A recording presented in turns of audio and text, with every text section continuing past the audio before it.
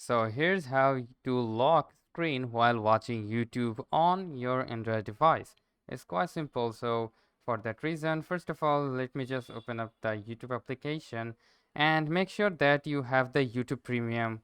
So if you don't have the YouTube Premium, then I will show you another trick to lock your screen while watching the YouTube. But first, for the YouTube Premium, you need to go with the this option like the profile icon, and then from here you need to go with the gear icon on the top right side corner, and then from here simply scroll down and you will find out the background and downloads. You need to go on, and then from here, as you can see, the background play, it is being always on, so you need to tap on always on and the background play will be available for you.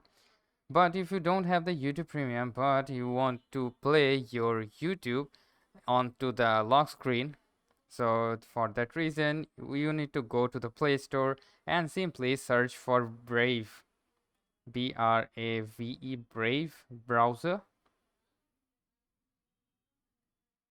Alright, just go to the Brave browser and simply install this browser, and from this browser you need to go with the youtube.com and simply play anything, and then you will get to the feature to lock your screen while watching the YouTube video.